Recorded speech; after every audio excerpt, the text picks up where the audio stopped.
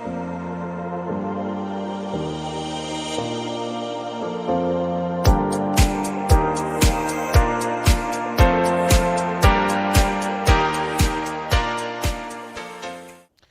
Viewers, मैं हूं आपका होस्ट काशिफ जोसेफ और आज हम आपके साथ लेके आए हैं एक और कामयाब नौजवान को।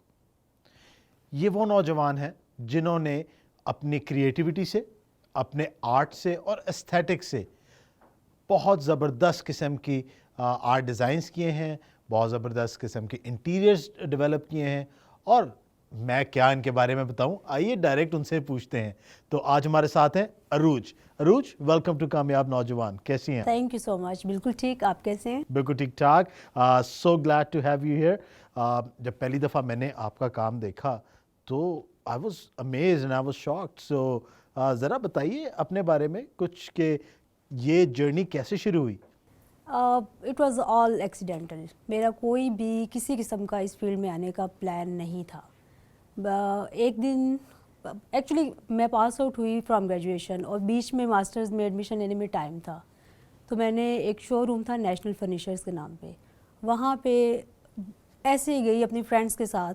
तो वहाँ पे मैंने देखा कि एक बंदा आया है and he have a plan in hand, और वो एक बंदे के साथ उसको सिलेक्शन करवा रहा है फर्नीचर की, ये ले ले ये ले ले ये ले ले। और मैं देख रही हूँ कि ये बंदा जो है वो इसको करवाई जा रहा है शॉपिंग, कैसे ये कर रहे हैं। मैंने उसको रोका, मैंने पूछा कि आप क्या आए और आप इन्हें क्या बता रहे हैं। तो बैठ के और उन्होंने मुझे बताया, he was an architect from Karachi. उन आर्किटेक्ट ने मुझे बताया कि जी मैं आर्किटेक्ट हूँ और ये एक फील्ड होती है, because I belong to a very small city. तो वहाँ पे कोई रुझान नहीं था, ना ही मुझे आर्किटेक्चरल फील्ड का पता था। ऑल्दो मेरा जो बैकग्राउंड था वो फाइन आर्ट्स का था, तो मुझे पेंटिंग्स और आर्ट का तो पता था, लेकिन मुझे ये नहीं पता था कि इससे आगे भी फील्ड्स हैं। उन्होंने मुझे गाइड किया कि जी ये आर्किटेक्चरल फील्ड होती है और इसके साथ इंटीरियर की होती है। फिर ही आस्क्ड मी कि आप क्या करती हैं। मैंने उन्हें बताया कि जी मैं अभी फाइन आर्ट्स के अंदर मैं ग्रेजुएशन कर रही हूँ और पास आउट हम हो गए हैं, और अब मास्टर्स के लिए मैंने फातिमा जनाब पिंडी में अप्लाई किया हुआ है। तो ही सेड कि आप एनसी क्यों नहीं जाती लाहौर। तो मैंने कहा उधर मैं क्या करूँगी जाके। तो उन्होंने कहा उधर जाके आप इंटीरियर डिज़ाइनिंग का करें मास्टर्स। मैंने कहा मुझे तो पता ही नहीं ये होता क्या है। फिर उन्होंने मुझे एक कॉन्टैक्ट नंबर दिया अपने फ्रेंड का। उन्होंने कहा कि जी मैं तो कराची होता हूँ, तो मैं भी आपको प्रॉपर गाइड ना कर सकूँ, तो ये मेरे फ्रेंड हैं, आप इनसे मिलें, इनसे बात करें, ये आपको प्रॉपर गाइड करेंगे। मैंने फिर उनको कांटेक्ट किया, ही वाज फ्रॉम लाहौर। उन आर्किटेक्ट ने मुझे बड़े अच्छे तरीके से गाइड किया। गाइड करने के बाद उन्होंने मुझे बताया कि इस तरह से एडमिशन ओपन होने वाले हैं, तो आप अप्लाई करें। मैंने एनसी में अप्लाई किया, लेकिन क्योंकि पता ही नहीं था उसका क्राइटेरिया क्या है, हाउ टू फॉलो, तो उसमें मेरा नहीं हुआ एडमिशन। फिर उसके बाद मैंने दोबारा फातिमा जनाब यूनिवर्सिटी में ही अप्लाई कर लिया, वहाँ पे एडमिशन हो गया फ़ाइन आर्ट्स में। इतने में लाहौर की एक यूनिवर्सिटी से हमें लेटर आ गया। तो उन्होंने कहा कि जी जो बच्चे इस यूनिवर्सिटी में मास्टर्स करना चाह रहे हैं आर्ट एंड डिज़ाइन में, वो आ जाए, हमें अप्रोच कर लें। तो then we shifted to that university, वहाँ पे एडमिशन हुआ। उसमें भी बड़ी हर्डल्स थी। मेरी अम्मा आई और उन्होंने आके देखा, उन्होंने कहा ये माहौल नहीं नहीं नहीं नहीं, बिल्कुल इधर तो आना ही नहीं है, लड़के लड़कियाँ इस तरह से ना। फिर मेरे फादर बड़े सपोर्टिव थे, अल्लाह ताला उनको जन्नत दे। तो उन्होंने बड़ा सपोर्ट किया और उन्होंने कहा नहीं नहीं माहौल अपना होता है, तो ज़रूर ये जाएँ। तो सबसे पहले जो सपोर्टिव हमें घर से मिली वो हमारे फादर बहुत सपोर्टिव थे। ये तो गर्ल्स को इतनी आज़ादी और उस तरह से नहीं मिलता। तो उन्होंने कहा नहीं ये जाएगी, और एडमिशन करवाया सारा। तो मैंने BNU से मास्टर्स किया आर्ट एंड डिज़ाइन में। वहाँ से फिर आई स्टार्टेड इंटर्नशिप्स उसी दौरान ही, स्टडीज़ के दौरान ही। तो जैसे ही मैं पास आउट हुई हूँ, I started working in a field. तो पहले मैं किसी आर्किटेक्ट के साथ काम कर रही थी, फिर आहिस्ता आहिस्ता मैंने अपना काम करना शुरू कर दिया। ज़बरदस्त। बातें तो होती रहेंगी, लेकिन हमारी टीम ने बड़ी मेहनत से आपके काम के बारे में एक वीडियो बनाई है। आइए really? मिलकर हम अपने व्यूअर्स के साथ वो वीडियो देखें। That's great, thank you.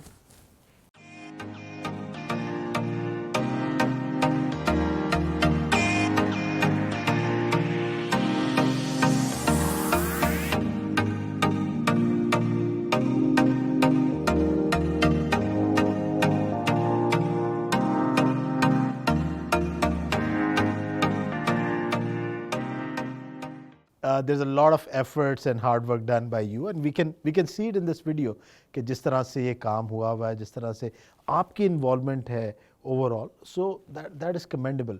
So Arooj, studio 1 शुरू हुआ, और आपने अपने बिज़नेस का आगाज़ किया। आपने बताया कि किस तरह से आपने यूनिवर्सिटी में प्रॉपर इसके बारे में एजुकेशन हासिल की, प्रॉपर ट्रेनिंग हासिल की। बहुत सी ऐसी ख़वातीन हैं जो कि ज़बरदस्त एस्थेटिक्स रखती हैं, बहुत ज़बरदस्त उनके आइडियाज़ होते हैं, इंटीरियर में लाजवाब काम कर रही हैं, लेकिन शायद वो प्रॉपर ट्रेनिंग या वो प्लेटफॉर्म अवेलेबल नहीं है। तो आपके ख़्याल में क्या ज़रूरी है कि उनको एक सर्टेन डिग्री करनी है, या वो अपने एस्थेटिक्स और अपने नॉलेज के बेस पे, अपने क्रिएटिविटी के बेस पे भी इस फील्ड में आ सकती हैं? नहीं, सबसे पहले मुझे लगता है किसी भी फील्ड में जाने के लिए जो मेजर चीज़ है, मेजर रिक्वायरमेंट है, वो हार्ड वर्क है। उसके बगैर कोई चीज़ मुमकिन ही नहीं है। बहुत से लोग हैं, बहुत टैलेंट होता है, लेकिन वो टैलेंट अगर अपना पॉलिश नहीं करेंगे तो हाउ कम्स कि वो कुछ एक सक्सेसफुल बन सकें। तो सबसे पहले तो जैसे अब मैंने स्टार्ट किया है तो वो स्टूडियो वन पहले दिन से नहीं बन गया। इसके पीछे 7-8 साल की मेहनत थी जो ऑफिसेज़ के अंदर धक्के खाने के बाद हुई। डिफरेंट साइट्स को हैंडल किया, लोगों को देखा, लोगों से सीखा, अपने सीनियर आर्किटेक्ट से सीखा, उनसे मिल के और एक टीम वर्क के थ्रू गुजरने के बाद फिर आपको पता चलता है about all the thick and thin. तो उसके बाद ही यहाँ तक पहुँचे हैं, उससे पहले नहीं। और अब स्टूडियो वन को भी माशाल्लाह बने हुए 7-8 साल हो गए हैं। तो इट्स अ लॉन्ग जर्नी। मुझे अब फील्ड के अंदर अबाउट 14 ईयर्स। तो अब 14 ईयर्स जो है वो I started at the age of 20 काम करना शुरू कर दिया था। तो इसलिए यू कैन सी आप 14-15 साल के बाद किसी जगह पे पहुंचते हैं। तो जो जंप लगा के आना चाहते हैं कभी भी नहीं, इट्स नॉट पॉसिबल। एग्जैक्टली जिस तरह के व्यूअर्स आपने सुना कि 8 साल से एक प्रोफेशनल लाइफ में, एंटरप्रेन्योरियल लाइफ में अरूज काम कर रही हैं स्टूडियो वन के साथ। हम उनकी एज गेस नहीं करेंगे, लेकिन बहुत मज़े की बातें हो रही हैं, बहुत मज़े की चीज़ें हो रही हैं। सो कहीं जाइएगा मत, please join us right back after the break. We will keep on continuing. We will keep on talking about her entrepreneurial experiences, her challenges, and what are her ambitions. So see you after the break.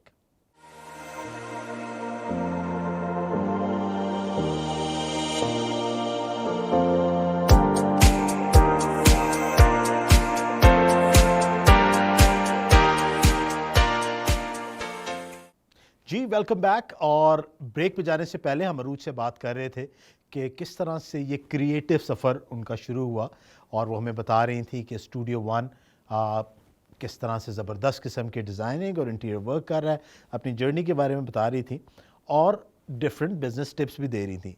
सो यहीं पे हमारा एक segment जो कि आपका बड़ा favourite है, 1 minute business tip का। आइए 1 मिनट बिजनेस टिप देखते हैं।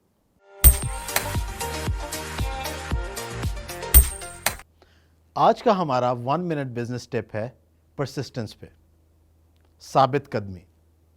बार बार वही चीज़ करना जब तक कि परफेक्ट ना हो जाए। कोई भी बिज़नेस जब स्टार्ट किया जाता है तो सबसे पहले सोचते हैं कहीं फेल ना हो जाए, नाकाम ना हो जाए। लेकिन मैं आज आपको बताना चाहूँगा, fail forward, fail you must, fail again, that is the only way to success. बार बार ठोकरें लगती हैं तभी तो हम चलना सीखते हैं।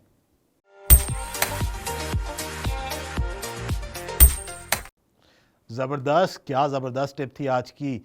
और मुझे उम्मीद है कि अरूज के साथ साथ ये बिजनेस टिप भी आपको बड़ा ज़बरदस्त मोटिवेट कर रही होगी।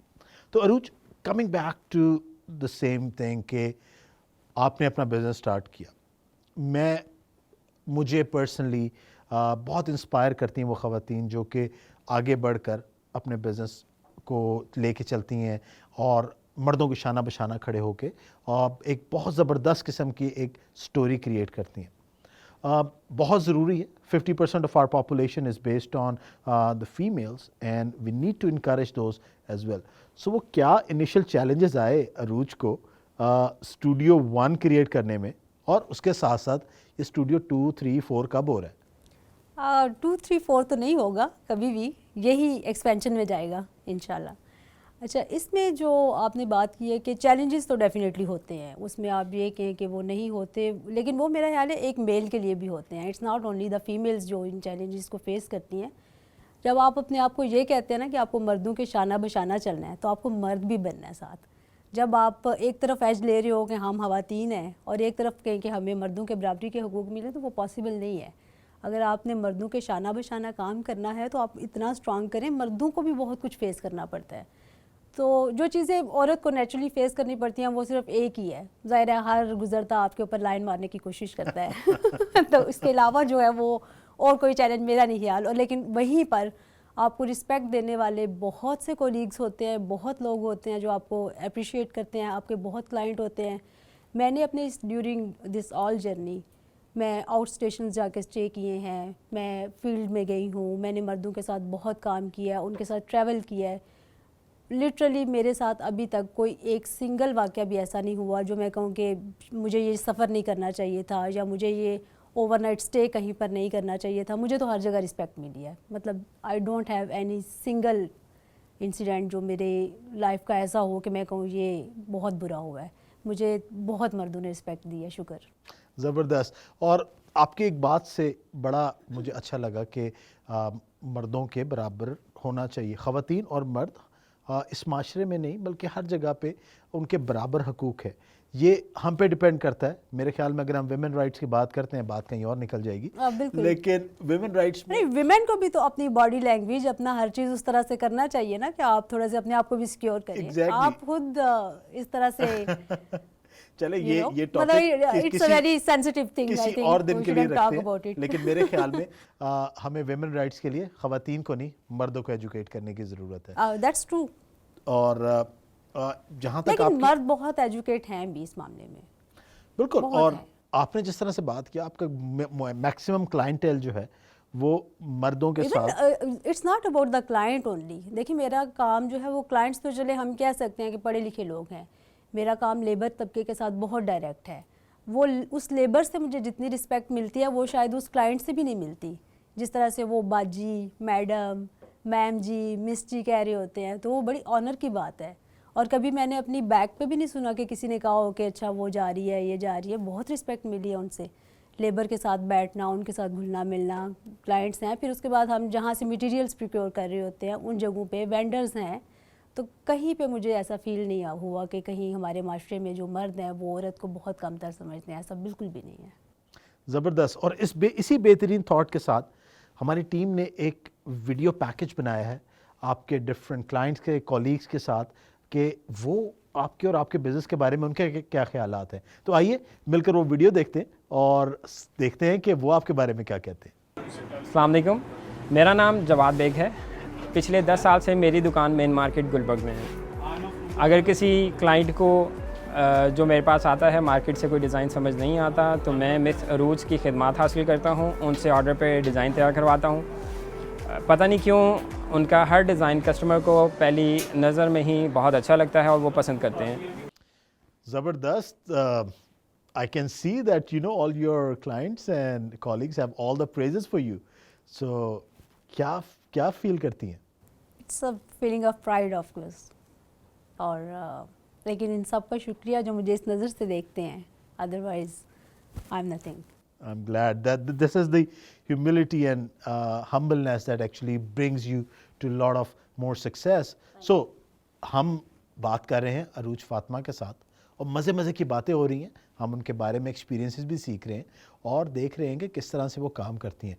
साथ ही जब हम ब्रेक से वापस आएंगे तो हमारे साथ एक और ज़बरदस्त इमर्जिंग बिजनेस वुमेन होंगी जिनके बारे में हम उनके बिज़नेस के बारे में भी सीखेंगे और उनसे बात करेंगे। सो कहीं जाइएगा मत, अभी तो एक्साइटमेंट शुरू हुई है। See you after the break.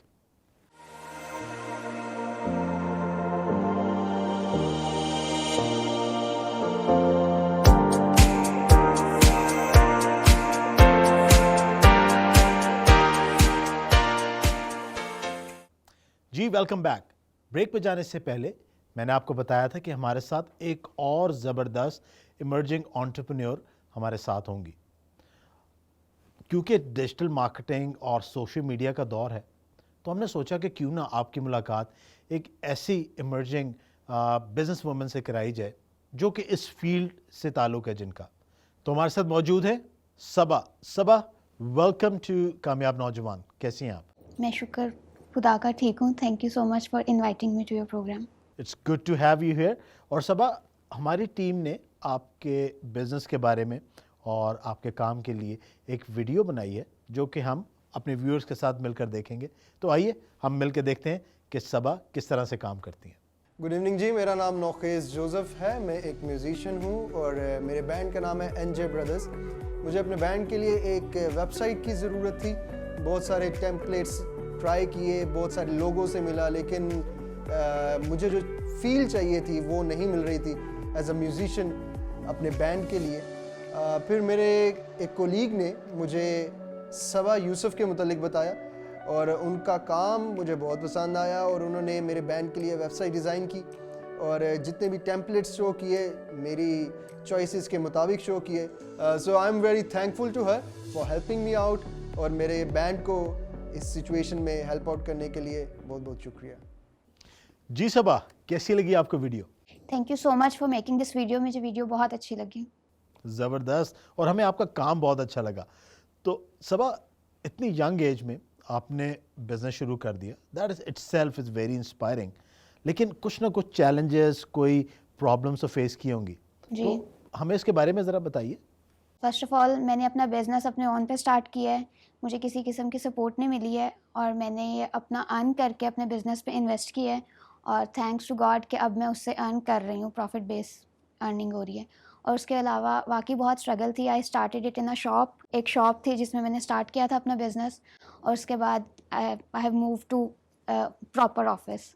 उसके अलावा ट्रैवलिंग में भी स्ट्रगल की है क्योंकि खर्चा मैनेज करना होता था। तो I have used metro bus for travelling क्योंकि मुझे मैनेज करना होता था कि मैंने अपना ऑफिस का रेंट भी निकालना है, बिल्स भी निकालने हैं, सैलरीज भी निकालनी है और मैंने अपना ट्रैवलिंग का भी देखना है। तो इसलिए I use to use metro bus जिसका 20 रुपीज़ रेंट है और वो आपको एक कोने से दूसरे कोने में ले जाती है। और उसके अलावा आई थिंक दैट्स ऑल। इतनी स्ट्रगल मैंने की है बट मैंने बहुत कुछ सीखा भी है। बहुत हार्ड वर्किंग हूँ मैं अपनी फील्ड में और मुझे अपना काम बहुत अच्छा लगता है। और I think this is the point कि जब आपको अपना काम अच्छा लग रहा हो तो आप स्ट्रगल कर लेते हैं। तो मुझे मेरा काम पसंद है और मैं उसके लिए हर वक्त तैयार रहती हूँ कि मुझे ये काम करना है। तो it made me going. Very nice. I can feel the energy कि जिस तरह से पैशनेट हैं अपने काम के लिए, तो I can feel that energy here in this studio as well. तो इसी पैशन को आगे लेके चलते हुए क्या फ्यूचर प्लान्स है? अपने आप को कहाँ देखती हैं आप? सिंस वी हैव मार्केटिंग, मतलब कि company, web development, software development, तो हमारा जो काम स्टार्ट हुआ था वो बिल गेट्स को देख के स्टार्ट हुआ था। और अगर हम उनकी हिस्ट्री पढ़ें और स्टीव की भी हिस्ट्री पढ़ें तो they started it with a garage और मैं कहती हूँ मैंने एक शॉप से स्टार्ट किया है।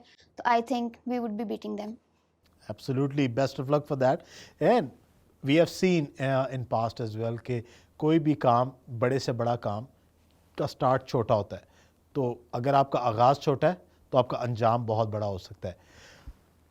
ज़बरदस्त बातें हो रही हैं, एक इंस्पिरेशन मिल रही है दोनों सक्सेसफुल एंटरप्रेन्योर्स और ख़वातीन से बात करके बड़ा मज़ा आ रहा है। लेकिन फिर से वक्त की क़ैद ने हमें दोबारा से बांध दिया कि हमें शो का इख्तिताम करना पड़ा है।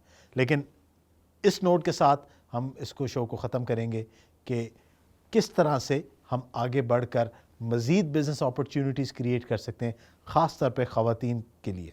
सो अरूज, कोई पैगाम देना चाहेंगी यूथ को, ख़ास तौर पे ख़वातीन को, अगर वो बिज़नेस में आना चाहें तो उनके लिए कोई ख़ास पैगाम? Hard work never goes unrewarded. That's it.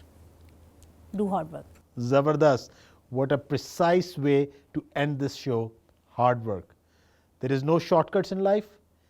हमेशा कभी भी अपने आप को पीछे ना करें मेहनत करने से। जो मेहनत करता है वही अज़मत की नई बुलंदियों पे जाता है। इसी के साथ हम आज के अपने एपिसोड का इख्तिताम करेंगे। Stay tune and keep watching कामयाब नौजवान।